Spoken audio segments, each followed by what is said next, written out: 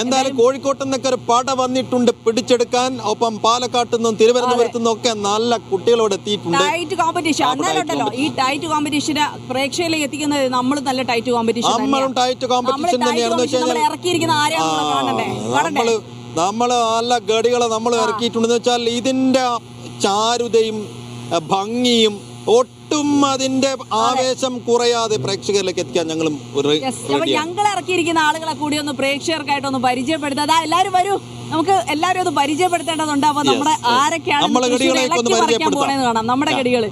Yes, അപ്പൊ ഇതാ വന്നിരിക്കുന്നു നമ്മുടെ ഗടികൾ. നമ്മളെല്ലാ നമ്മൾ ജെൻസിയും എന്താ പറയാ കുറെ കൂടി അനുഭവ സമ്പത്തുള്ള ആളുകൾ, മില്ലേനിയൽസും തന്തവൈബും എല്ലാം കൂടി സമന്വയിച്ച ഒരു ഗംഭീര ഞങ്ങള് ജെൻസി അല്ലേ, തല്ല് കിട്ടുവന്. ശരി, അപ്പൊ നമുക്ക് അടിച്ചു പൊളിക്കട്ടെ ഇത്തവണ. അപ്പൊ ഇവിടുന്ന് സനിസയിൽ തുടങ്ങാം അല്ലെ. സനിസ പേരിന് പ്രത്യേകത ഉണ്ട്, തിരിച്ചിട്ടാലും മറിച്ചിട്ടാലും സനിസ. അപ്പൊ സനിസയുടെ ആദ്യത്തെ കലോത്സവം അല്ല, ആദ്യത്തേത്. അപ്പൊ അതിന്റെ എക്സൈറ്റ്മെന്റ് ഒക്കെ ഉണ്ടാവും. അപ്പൊ ഏത് ഐറ്റത്തോടാ പൊതുവെ വ്യക്തിപരമായി ഇഷ്ടം ഏതൈറ്റാ? എനിക്ക് കഥയിലും എന്തെങ്കിലും സ്റ്റോറി ചെയ്യണമെന്നാണ് ഞാൻ ആദ്യമേ വിചാരിച്ചത്. എനിക്ക് പൊതുവെ ഈ സാഹിത്യമൊന്നും വരില്ല. അപ്പൊ എന്തെങ്കിലും പൊളിറ്റിക്കലായിട്ട് ചെയ്താലേ വർക്കാവൂ. അതുകൊണ്ട് അങ്ങനത്തെ ഒരു മൂവാണ് ഞാൻ നടത്താൻ ഉദ്ദേശിച്ചത്. പൊളിറ്റിക്കലായി വർക്കാവണമെന്നുണ്ടെങ്കിൽ പ്രസംഗം നോക്കാം, ഞങ്ങൾ ലിസ്റ്റ് ഒന്ന് എടുക്കട്ടെ. എന്തായാലും നാളെ ഇപ്പോ ഏത് വേദിയോടാ കൂടുതൽ താല്പര്യം? നാളത്തെ ഐറ്റംസ് ഒക്കെ നോക്കിയോ, ഇവന്റുകളൊക്കെ നോക്കിയോ? ഒന്നിനും സമയം കിട്ടിയില്ല. ഒന്നും കിട്ടും. എന്നാ ഞാൻ ചോദിക്കട്ടെ അക്ഷയ, എന്ത് വിചാരിച്ചാ ഇങ്ങോട്ട് വണ്ടി ഏറിയത്? അടിച്ചു പൊളിക്കാം, അതാണ് ലക്ഷ്യം. പിന്നെ നമുക്ക് അടിപൊളി സ്റ്റോറികളൊക്കെ ചെയ്യണ്ടേ എന്നാണ് ആഗ്രഹം. അതെ, തൃശ്ശൂര് ഞെട്ടണം. അതെ അതെ. അപ്പൊ ഇത്തവണ കണ്ടല്ലോ ഞങ്ങളൊക്കെ രണ്ട് കൽപ്പിച്ച് ജെൻസി അങ്ങോട്ട് ഇറക്കി വിട്ടേക്കോ, മേഞ്ഞോട്ടേന്ന് കയറി. അക്ഷയെ കൊണ്ട് ഒരു വരി പാട്ട് പാട്ട് പാടാതെ എവിടെ പോവാൻ അക്ഷയ? അക്ഷയ നല്ലൊരു പാട്ടുകാരിയും കൂടിയാണ്. അപ്പൊ ഈ നല്ല സായന്തനത്തിൽ അതിമനോഹരമായ നല്ലൊരു തണുത്ത കാറ്റുണ്ട്. അക്ഷയുടെ ഒരു പാട്ടും കളറാവട്ടെ, രണ്ടുപേരും പോരട്ടെ ഇങ്ങോട്ട്. രാവിന്റെ മാറിൽ ഒരു മഞ്ഞു തുള്ളി ഉറങ്ങി, നിമിനേരമെന്തിനു തേങ്ങി നിലാവിൻ വിരഹമെന്നാലും മയങ്ങി, പുലരി തൻ ചുംബന കുങ്കുമമല്ലേ ഋതുനന്ദിനിയാക്കി അവളെ പനിനീർമലരാക്കി. ആ ഹൈപ്പിച്ചില് പാളൂന്ന് വിചാരിച്ചു, പക്ഷെ പാളിയില്ല. സംഗതി പഠിച്ചിട്ടാണ് വരവ്. ഷബീർ രണ്ടുപേര് പാട്ട് പാടും. ഞങ്ങളെ റിപ്പോർട്ടേഴ്സിനൊക്കെ മേയ്ക്കാൻ വേണ്ടി ഞങ്ങൾ അല്ല അങ്ങനെയല്ല, ഷബീർ എല്ലാം സമന്വയിച്ച ഒരാളാണ്. നമ്മളെ റിപ്പോർട്ടിംഗ് ടീമിന്റെ കുന്തമുനയും കൂടിയാണ്, നേതൃത്വം നൽകുന്ന ഒരാൾ കൂടിയാണ്. അപ്പൊ എങ്ങനെയാണ് നമ്മൾ തയ്യാറെടുപ്പുള്ളത്? സൂചിപ്പിച്ചതുപോലെ ജെൻസിയാണ്, അതാണ് ഏറ്റവും വലിയ പ്രത്യേകത. ഈ പറഞ്ഞ ഞാൻ ഉൾപ്പെടെ എല്ലാവരും ജെൻസി. ഇപ്പൊ കുറച്ച് പ്രായ കൂടുതലുള്ളവരുടെ നട്ടുമായിരിക്കും നടരാജ് പക്ഷേ നമ്മുടെ റൊട്ടീൻ സാധനങ്ങളൊക്കെ നോക്കും. അല്ലാത്ത കലോത്സവത്തിന്റെ അതെ പതുക്കെ വരുന്നുണ്ട്. അതെ അതെ. അപ്പൊ എന്തായാലും റൊട്ടീൻ സാധനങ്ങളൊക്കെ ആയിരിക്കും നടരാജ് നോക്കുക എന്നാണ് വിചാരിക്കുന്നത്. കലോത്സവ വേദികൾ 25 വേദികളിലും അതിനപ്പുറത്തേക്ക് വേദികൾ മാത്രമല്ല, വേദികൾക്ക് പുറത്തുള്ള പല കാഴ്ചകളുണ്ട് കലോത്സവവുമായി ബന്ധപ്പെട്ട്. തൃശ്ശൂരാണ്, പല വെറൈറ്റി സംഭവങ്ങളുണ്ട്. അപ്പോൾ അതെല്ലാം നമ്മൾ പ്രേക്ഷകരിലേക്ക് എത്തിക്കും. അതിന് കഴിവുള്ള, അതിന് പ്രാപ്തിയുള്ള ഒരു ടീമാണ് നമ്മൾ ഇറക്കിയിട്ടുള്ളത്. ഈ കലോത്സവം കഴിഞ്ഞ് ഈ 18-ാം തീയതി നമ്മൾ മടങ്ങുമ്പോൾ പ്രേക്ഷകർക്കും നമുക്കും അത് ബോധ്യപ്പെടുന്നതാണ് ഞാൻ പ്രതീക്ഷിക്കുന്നത്. ഷബീർ കോളേജ് കാലത്തും സ്കൂൾ കാലത്തും ഒക്കെ കൈവച്ചിട്ടുള്ള ആളാണ് കേട്ടോ. കൈവച്ച് കലാ ഏരിയയിൽ കൈവച്ചിട്ടുള്ള ആളാണ്. പ്രത്യേകിച്ചും ഏതോ ഒരു മുട്ട്, ഏതോ കോൽക്കളിയാണോ ഏതോ ഒരു മുട്ട്, ബുദ്ധിമുട്ടല്ലാത്ത ഏതോ ഒരു മുട്ടിൽ കൈവച്ചിട്ടുള്ള ആളാണ്. കോൽക്കളി കളിച്ചിട്ട് അടുത്തിരിക്കുന്ന ആളുടെ കണ്ണടിച്ച് പൊട്ടിച്ച കഥയുണ്ട്. ആ കഥകൾ പറഞ്ഞു. അപ്പൊ നടരാജ് എങ്ങനെയാ ഇവരൊന്ന് മേയ്ക്കുന്നതാ ഈ ജെൻസിയുടെ കൂടി? നട്ടരാജിന് വേറെ പ്രത്യേകത. ഇപ്പൊ കെ രാജനെ നമ്മൾ പറയും, മിനിസ്റ്റർ കെ രാജനെ പറഞ്ഞതുപോലെ ഇതിന്റെ തയ്യാറെടുപ്പിന് ഇതിന്റെ നടത്തിപ്പുകാർ കൂടിയാണ് നട്ടരാജ്. ഒന്നാം നമ്മുടെ തൃശ്ശൂർ റിപ്പോർട്ടറാണ്, തൃശ്ശൂർ ബ്യൂറോ മേയ്ക്കുന്ന ആളാണ്, തൃശ്ശൂർകാരനാണ്. എല്ലാ അർത്ഥത്തിലും ഈ ഇതിന്റെ ആതിഥേയത്വം വഹിക്കുന്ന ആളാണ്. അപ്പൊ ഈ നടത്തിപ്പിനെ കുറിച്ചാണ് നട്ടു പറയേണ്ടത്. നടത്തിപ്പ് നമ്മളെല്ലാരും കൂടി അങ്ങ് ഉത്സാഹിക്കുക, ഗംഭീരാക്കി കൊണ്ടുപോകാന്നുള്ളതാണ് മെയിനായിട്ട് ചെയ്യാൻ. അല്ല, നമ്മൾ ഈ വേദികൾ 24 വേദികളുണ്ട്. അപ്പൊ ഈ മത്സരാർത്ഥികൾക്കൊക്കെ വേഗത്തിൽ ഒരു വേദിയിൽ നിന്ന് ഒരു വേദിയിലേക്ക് എത്താൻ, ഊട്ടുപുരയിലേക്ക് എത്താൻ ആ സംവിധാനങ്ങളൊക്കെ എങ്ങനെയുണ്ട് സംഘാടകർ? പ്രധാനമായും ശ്രദ്ധിക്കേണ്ട കാര്യം തൃശ്ശൂരിന് പ്രധാനം സ്വരാജ് റൗണ്ടാണ്. സ്വരാജ് റൗണ്ടിനെ കേന്ദ്രീകരിച്ചുകൊണ്ട് ഈ തേക്കിൻകാടിനെ കേന്ദ്രീകരിച്ചുകൊണ്ടാണ് പ്രധാന വേദികളൊക്കെ ഉള്ളത്.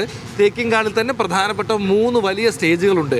അപ്പോൾ പ്രധാനപ്പെട്ട മത്സരങ്ങൾ ഈ സ്റ്റേജിൽ തന്നെയാണെന്നുള്ളത് വിദ്യാർത്ഥികൾക്ക് ആശ്വാസമാണ്. ബാക്കിയുള്ള രചനാ മത്സരങ്ങൾ മറ്റു മത്സരങ്ങളൊക്കെ നടക്കുന്നത് ഇതിന് ചുറ്റുമുള്ള നിരവധി സ്കൂളുകളിലാണ്.